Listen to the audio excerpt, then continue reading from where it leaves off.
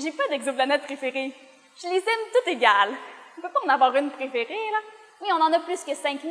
Il y en a certaines que les astrophysiciens, on apprécie précisément parce que peut-être on travaille sur un certain domaine ou une certaine sorte de planète. Moi, je les aime toutes, les exoplanètes. Je peux pas choisir.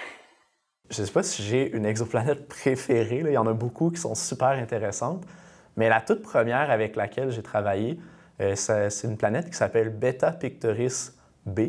Donc, quand on a une exoplanète, on prend le nom de l'étoile, dans ce cas-là qui est Beta Pictoris, puis on ajoute une lettre pour désigner la planète. Donc, on nomme la première planète qu'on trouve B. Donc, le Beta Pictoris b, c'est la première planète qui a été trouvée autour de l'étoile Beta Pictoris. Puis, cette étoile-là est intéressante parce qu'il y a un disque de débris de matière autour de l'étoile qui est connu depuis super longtemps. Depuis 1984, on sait qu'il y a ce disque-là autour de l'étoile. Puis, c'est seulement des dizaines d'années plus tard, autour de 2010, qu'il y a une planète qui a été détectée dans le disque autour de cette étoile-là. Puis moi, mon premier projet de recherche, dans le fond, c'était d'essayer de mesurer la masse de cette planète-là. Je pense que j'irais avec Gupicium B, qui est une planète géante, gazeuse, très loin de son étoile. Pendant mon doctorat, j'ai eu la chance de mener toute une équipe qui a fait la découverte de cette planète-là. C'était très excitant, de la première fois qu'on a cru voir un signal dans nos données à la fois où on a été capable d'aller chercher un petit peu plus de conviction qu'on avait vraiment une planète, à la fois où est-ce que là, on était sûr. C'était comme plusieurs années, en fait. C'est un processus qui a pris beaucoup de temps. Une que j'aime beaucoup, qu'on peut pas nécessairement appeler une exoplanète, elle s'appelle TWA27b.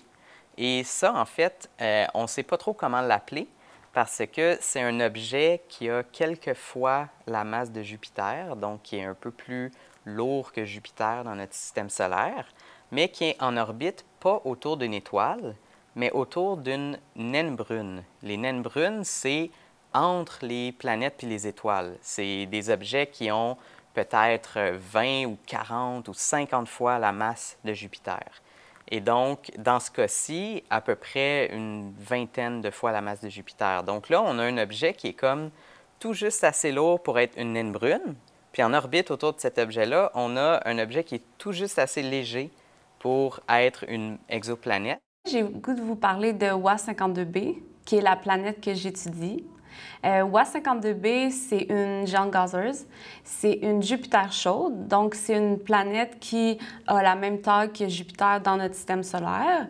On l'appelle une Jupiter chaude parce qu'elle orbite très près de son étoile.